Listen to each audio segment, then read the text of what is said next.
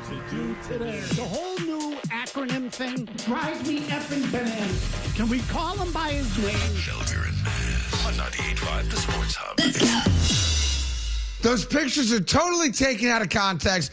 We were with 6 other people on a vacation. Mm-hmm. Where are the other people? Which then begs to mind, what's one of the biggest offseason stories in the NFL? And it's the possibility that A.J. Brown's going to be traded from the Philadelphia Eagles to the New England Patriots. Well, who's the only reporter that's really been reporting that for the last month and a half? Dianna Russini. Oh, interesting. Nonstop. Where would Dianna Russini have gotten the inside information about New England wanting to trade for A.J. Brown? Inquiring minds. Oh, that's right. The guy she's allegedly banging. Right. Might be feeding her that type of information. I think one of their spouses might have had a private detective trailing them. Why was somebody standing on their private bungalow rooftop taking photographs of these two knuckleheads? Well, you know why? You know why? Because one of the spouses might have hired a private detective to do exactly what he or she just did. And take everything. That last piece that Carton was talking about, where those pictures come from, I guess there's more clarity, or at least a report anyway. Ryan Glassspiegel and Michael McCarthy of Front Office Sports report that the photos were shopped before being published by the New York Post on Tuesday. TMZ was also approached, per the report, by an anonymous tipster regarding photos of Vrabel with an unidentified woman. The tipster, who is not from a known paparazzi or photo agency, requested a sum in the 4 figures and did not know who Russini was, recognized Vrabel.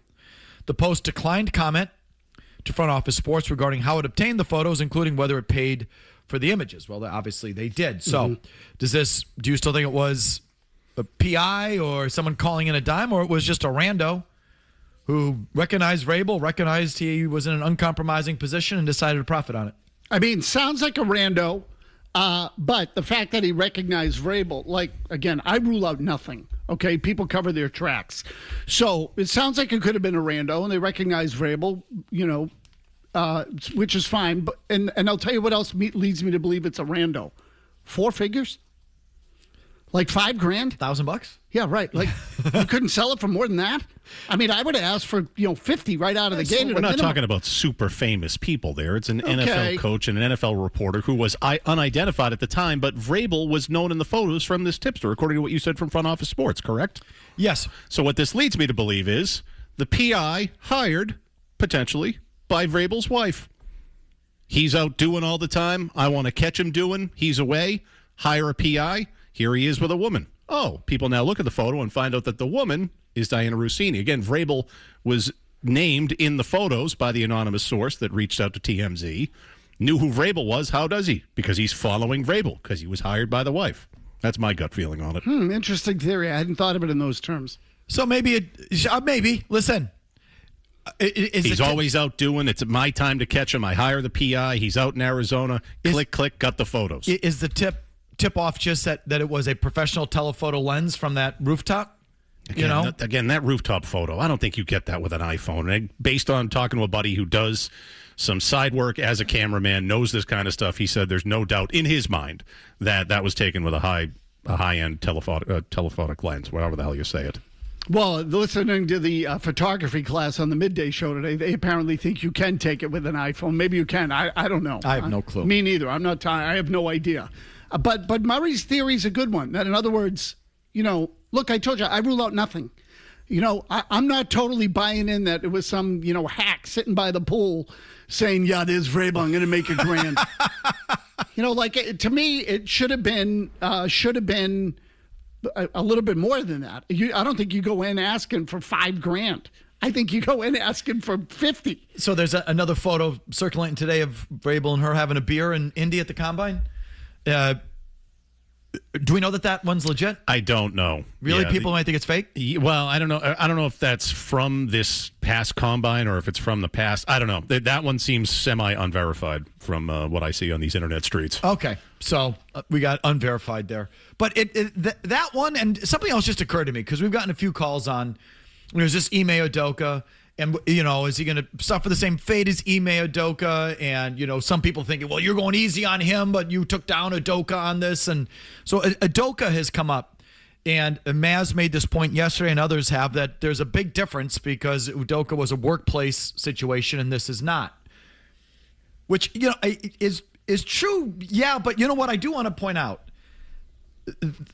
This isn't in the workplace. I know what you mean. But it's kind of close. Yeah, but I understand. Like, don't we have to admit it's not a Patriots employee, but it's sort of the next step down from a Patriots employee. In other words, she's in the workplace. Yeah, that's fair. She's just not a team employee, but then when you're a head coach in the NFL, you work alongside journalists. You work with and alongside journalists, and it's part of your job. She's league adjacent. It's adjacent. It's closing in on workplace. Yep. It's not quite, it's not in the stadium, but, he's conducting business. He's conducting company business with not a vendor, but you know what I mean? It's like the next step.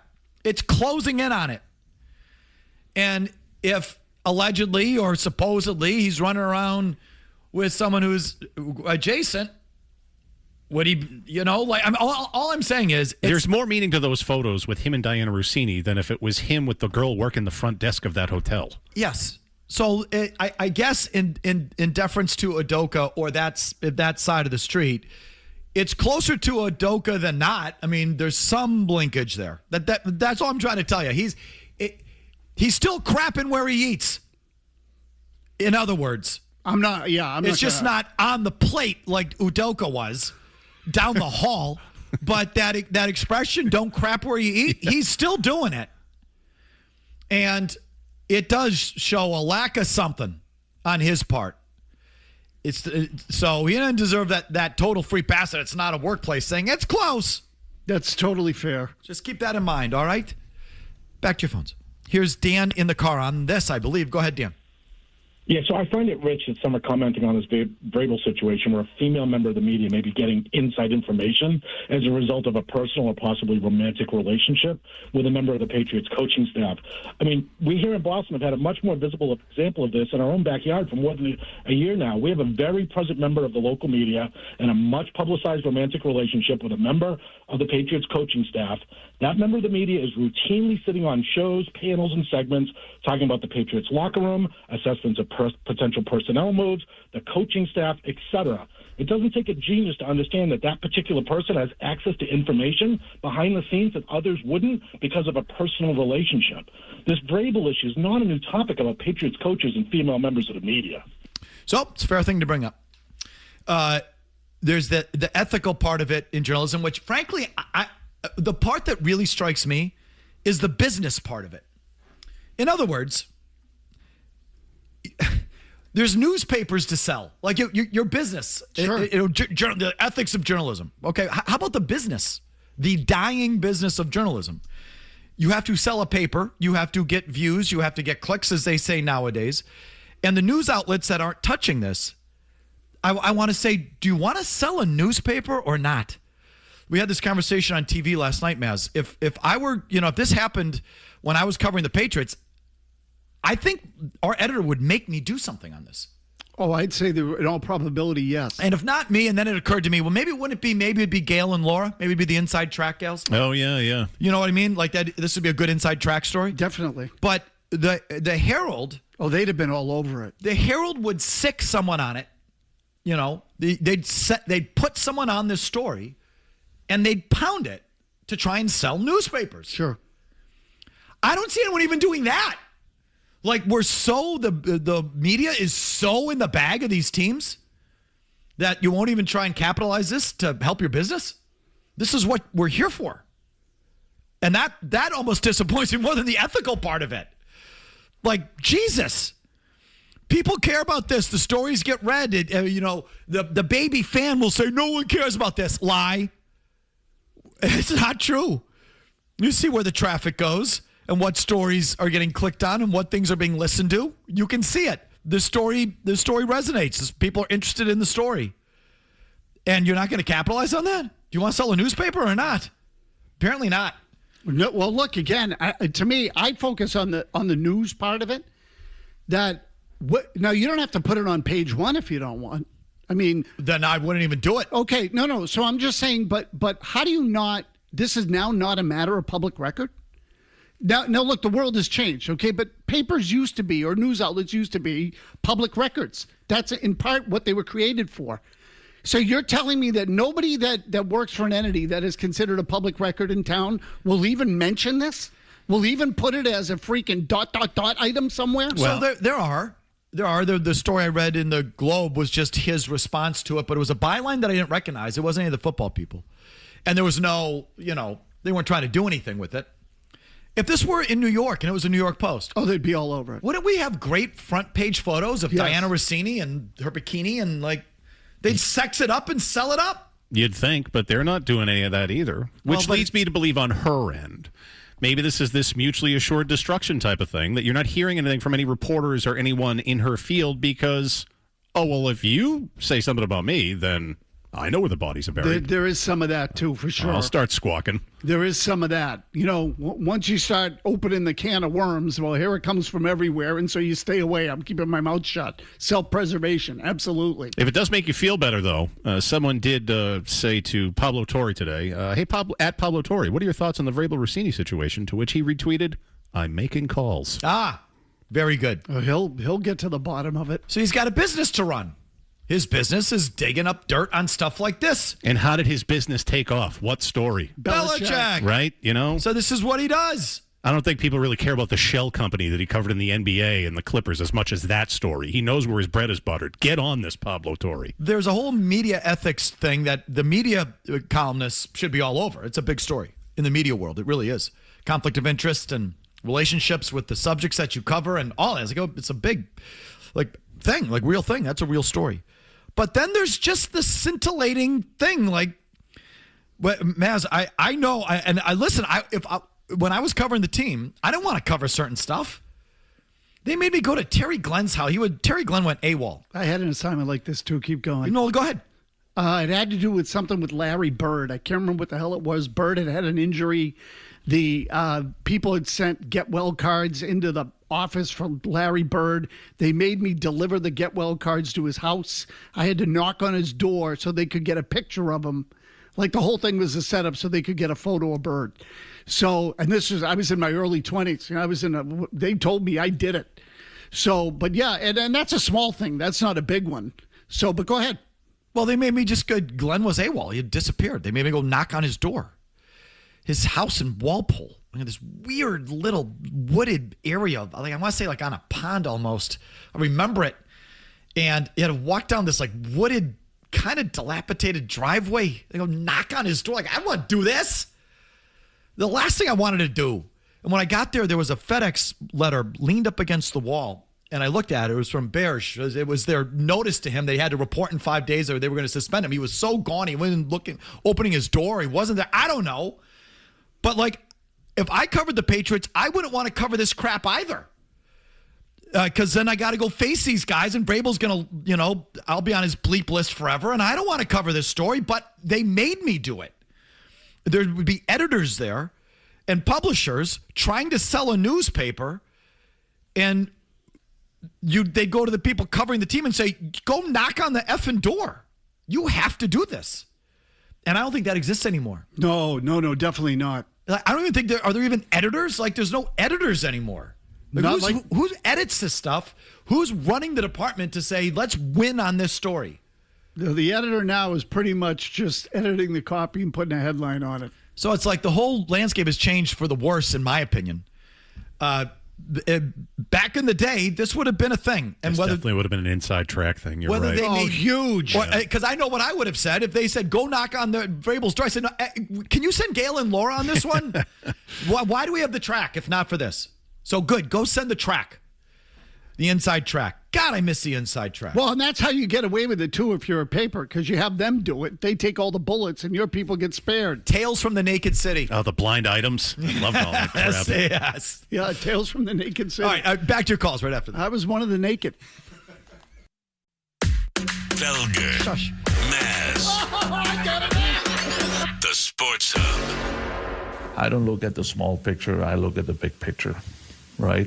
This kid will be, I think, a boss Bruin for a while. He will be a big part of our team moving forward, and I don't want to throw him in anything right away because you're the guys who are going to throw him under the bus, right? I don't want that for that kid. So whenever I feel like it's the right time to do, I will do that. And whenever I feel like it's the right thing to do for that team who's been battling really hard all year long, I will do that. So again, it's about us. It's always about us as a team and not as an individual. And I don't care how old you are.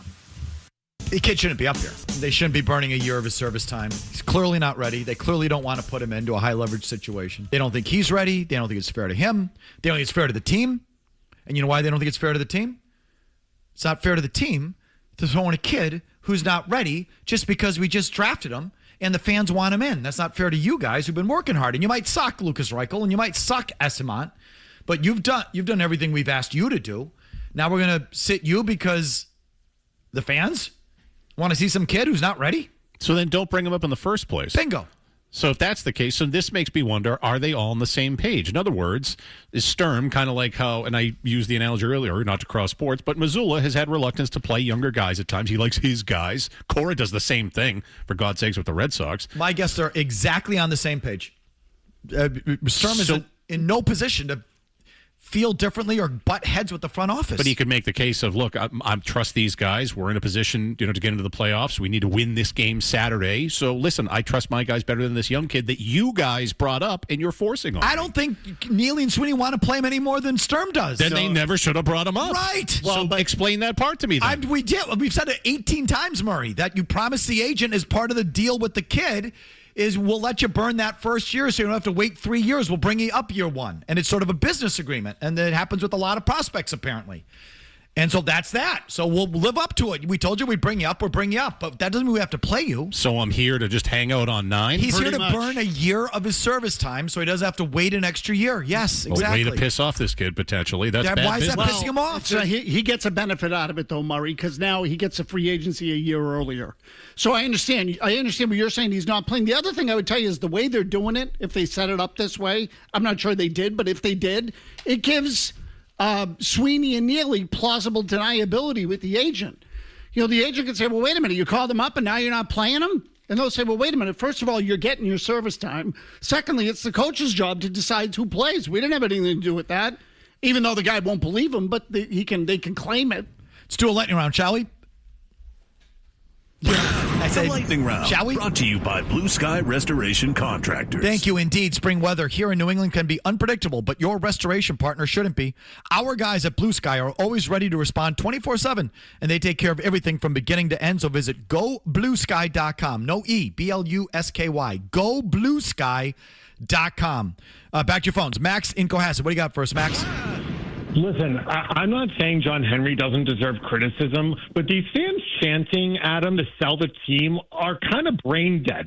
Robert Kraft has the second most valuable franchise in the league, and that cheap bastard is the last in cash spent, and they're going to let Christian Gonzalez walk, and will he get sell the team chance?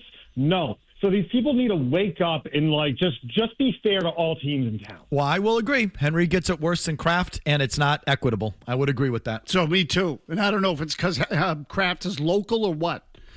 My guess is it plays a factor in the minds of some people.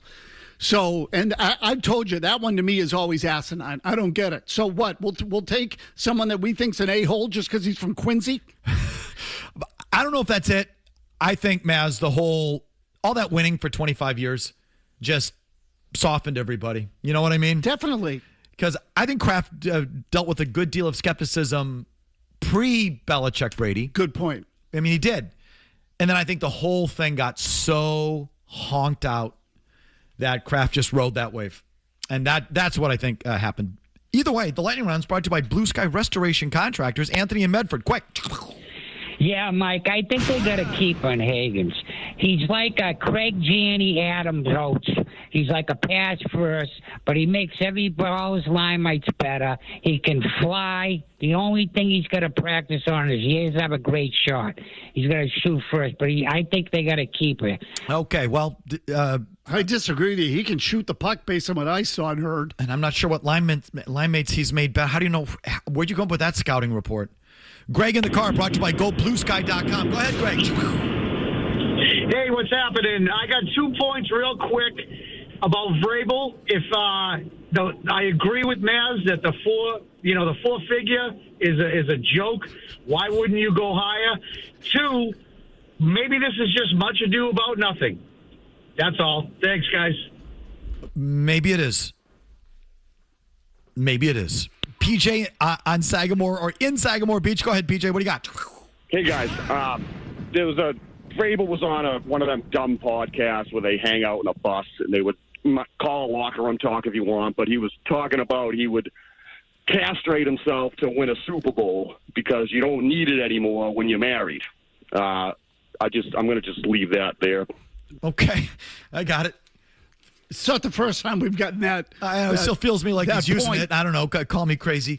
GoBlueSky.com. No E on the Blue Sky. BLUSKY. Louis in Amesbury, you're next. Yeah, whatever you do, Felger. Yeah, let's have everybody on hold and go to the lightning round. All right.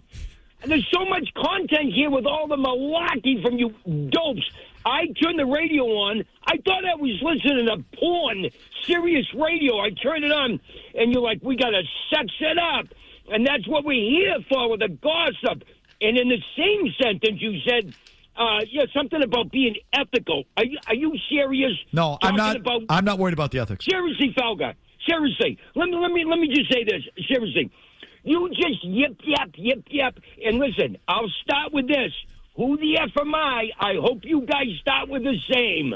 I know it's a radio station, but hopefully you start with the same. Start with the same. You just talked for a minute. That was a minute of gibberish. I don't really understand what you were doing there. Start with the same. What does that mean? Should I know what that means? He's saying something along the lines of glass houses. Yes. Oh. I'm an imperfect human being who makes mistakes, and if you followed me around, I'd make some kind of mistake. I wouldn't make the one Vrabel made. I'm pretty confident in that one. Follow me as much as you want. It's like one big fortune cookie is what that was. Like just gibberish nonsense. He who'll go to bed with itchy bum, wake up with smelly finger. Here's Ben in New Hampshire. Ben, go ahead. Ben, go ahead. Okay, the lightning round brought to you by Blue Sky Restoration Contractors. Anthony in Texas, go ahead. Yeah, so with Vrabel, he's had a history of bad decisions in the past. Remember that time you guys got swept under the rug? He stole a 6-pack of beer from a casino? No. And, yes. How do you, wait a minute. I got to Google this. Hold on. How do you steal a 6-pack of beer from a casino? Very carefully. Well, they bring them to you for free. Yeah, right. If you're playing the table. The casinos, the ones I've been in recently, notorious for not having like a convenience store or anything like that. You can just go walk in and buy how does that make any sense? How do you steal a 6-pack from a casino?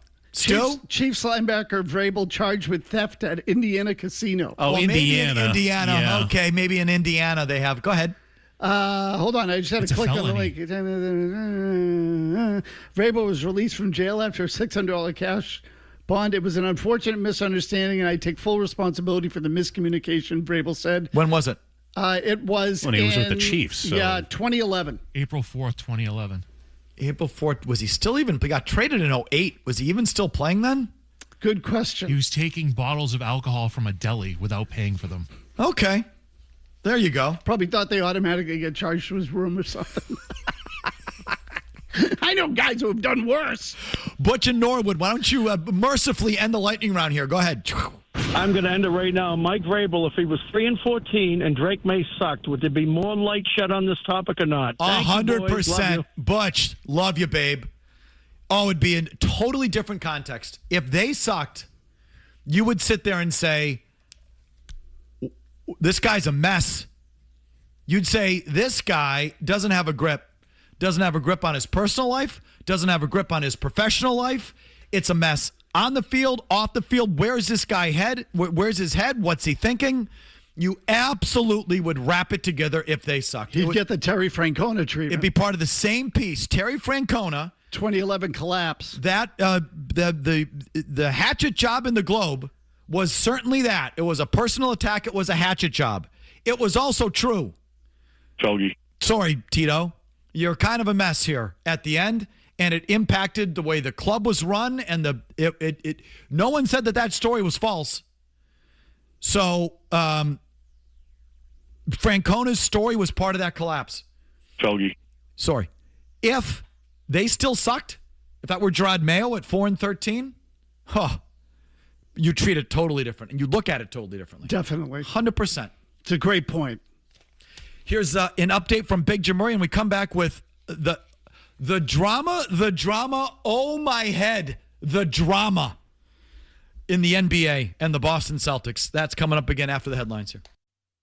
Mike and Tony have a definite chemistry. Are they? 100%. Are they? Yes, 100. Do I stutter? Do you consider them the periodic table of sports talk? Put that in your pipe and smoke it. Sorry. We need to blow a gasket. No. Blow it, baby. Blow it. Felger and Mazz. Tatum with Boston now trailing 99-98. 4:17 to go. Feels like exactly where we were in Game 4. Tatum falls down in the exact same spot from last year and gets tied up for a jump ball. And I'm telling you, Jayson Tatum just fell down in the exact spot on the floor where it happened last May. Yeah, that's hard to look at. Every member of Celtics Nation just had a flashback it did not want. Tatum is fine. I mean, he's up. He just fell down. It's going to be a jump ball here with 4:10 to go. Same uniform look, same spot on the floor. Tatum had a couple turnovers. That wasn't technically one of them. He basically tripped over the three-point line. He wasn't really – he went down a couple times. He was lucky to get one call where there was a tripping foul that felt like a phantom call too, and then he went down on this one too. No call. Ended up being a jump ball. But it was like almost the exact same spot on the floor. Did TV last night with Hurley Bird. Hurley said to me, you want to listen to that call from Grandy when he went down there. You want to hear that, Felger. You'll like that. So I thought Grandy was going to lay it on thick. I'm a little disappointed. I thought Grandy could have laid that on a lot more thickly than he did. I think Grandy showed tremendous restraint there, given the drama of this guy. Yeah, that was a 5 out of a 10. On the Grandy scale. Yeah, on the Grandy scale, Oh, yeah. definitely. I was expecting much worse or, much better for my purposes. It would be like Jackie going to the X at Dealey Plaza. But the Tatum drama the last couple days, Mazz, I can't believe he really feels the way that he feels. Because if he does, then he's unlike most pro athletes that I know. So we never got to this yesterday. Go ahead. Sorry. But just quickly, going into the game, I'm not looking forward to it. And there's a lot of things I got to overcome. And going back there, I'm not eager to do it. And then after the game, he's like, "I'm glad I checked that box because I was, And he just this overwrought drama of going back and playing in Madison Square Garden, like one basketball floor is any different than any other. It's just right. It could have happened anywhere. What I say is if he got hurt on a baseball diamond where the wall juts out, and now I'm back in that spot, I got to watch myself. Okay, or there's a specific football field like Heinz Field in Pittsburgh is known as really bad. Or the old vet, or the current MetLife turf is supposed to be really bad for injuries, and I'm leery of going back and playing on that surface, or playing in that park with that wall staring me. Sure. The basketball floor is the basketball floor. But this thing about facing the demons and but I mean, it's Mazz, your thoughts. No, so look again. To me, I was. Well, let me start with the story about going back to the place which he created. Okay, that's important to just put that to the side for a second, but because that's the only reason the thing got as much attention as it did. Did anyone stop to say? So just what you said, the courts are all the same. They're all the same. So it's now if you want to say he had a mental block when he came back to play wherever it was, that I get. That's normal. The arena? The arena. After the game, he said, "I'm just glad I'm walking out of here." Like he's returned to the battlefield. Right. Yeah. And he has somehow survived. Right. The enemy fire. And he's just glad to be going home. Doing another tour. Nervous, anxious, he said about the game on Thursday. "I'm glad I'm walking out of here. I'm glad I played." Oy vey. It is a tad overdramatic. It is. If he said something and had fun with it, saying, "Yeah, what happened last year? It sucked, obviously, but treat it like a dentist visit. Sucks, but I got to do it." So this is one of the reasons. Like I think on one level, I thought about this a lot yesterday. I like him as a guy. He's honest. He speaks from the heart. But as a competitor, what competitor would ever say this? So you think he really feels this way? I think he partly does. I don't think he's playing it up. It was a big moment, a big hurdle. I was nervous and anxious to come back here. Obviously, I wanted to win and play crazy, but more importantly, I just kind of wanted to walk off the court. I mean, it's just... He's kind of like a parody of himself, so he can't possibly feel this way. To be a high-end pro athlete, you got to be tough and resilient and have mental toughness, and I think all these guys have it. Even in the NBA, which they don't get enough credit for having those things, and I think they do. This feels to me like something you play up for a reality show. So is this like episode 6? The mental anguish and hurdle of overcoming, returning to Madison Square? So maybe. I've never heard this before. Like I said. No, I've never heard it either. If Ty Law, when he went back to Heinz Field, he ripped his foot on Heinz Field, a notoriously bad field, said, "I'm leery of going back on that turf because a lot of guys get hurt on that." Like, I'm sure that's been said, and I get it. Sure. I've never heard a basketball player. I've heard a basketball player in general say, "I have to overcome the mental hurdle of returning to the sport." That's legit. And putting weight on my ankle and lifting off of my ankle and going through 3 games in 4 nights and how I'm going to feel on the other side of it. And that's all cool. I get it. Going to a specific floor or building is, to me, concocted. Unless he does. I mean, so like I'm puzzled. Tell me that's part of your reality show. Because that is nothing I've heard from a pro athlete before in my life. And then did you hear the pregame interview with Tyler Rooks? Oh, my God. Get a load of it. It's like a parody of itself. Give me number 1 here, Jimmy. We really took it slow in the beginning. We can't let other people put their fear and doubts on us. So stop. And again, no. Listen to the way that's scored. Sad piano. Listen to that. The drama of that music. I mean, I hate to break it. He just came back from an injury that pretty much everyone comes back from. And he came back from the injury a little bit ahead of the timeline that most guys come back from, but certainly nothing record-setting. I knew. Now you mentioned it. I don't remember Gordon Hayward talking about going back to Cleveland after he broke his leg there. It's just another basketball. Right, exactly right. That one was infinitely more gruesome than that was ugly. Tatum. That was but ugly. It's just another Achilles injury that he came back from on the timeline that most guys come back from it on. A little bit ahead of it, but not much. Listen to this drama. Go ahead. We really took it slow in the beginning. We can't let other people put their fear and doubts on us. Yeah. And again, nobody would have faulted me if I didn't come back. My return felt so far away. The day that it felt real is when I got assigned to the G League. I was on the bench. I was sitting next to Xavier Tillman. And I remember I took a deep breath. I'm like, X, I've been afraid to have this conversation with you for a while. Do I still got it? X looked at me she what? If your name was John Doe and I didn't know you, I would have never knew you got injured. He's like, bro, you are ready. Listen to this. It was like a relief. I was afraid for somebody to tell me you a shell of yourself. I mean, you gotta be kidding me. No, even Xavier Tillman agrees with us because he's like, what the hell are you talking about? Right? Seriously, that's how the conversation went. Tillman looked at me and goes, what? What the hell are you talking about? What is this? What the hell are you talking about? It's a parody of itself. It is. It was way too much. And so it just occurred to me, though, in listening to this, the interview with Taylor Rooks was earlier in the week, right? No, I don't know Monday, I think. No, wait, couldn't have been that early. I thought they ran a pregame last night. No. I understand they ran it, but I think he sat down with her earlier in the week. Okay.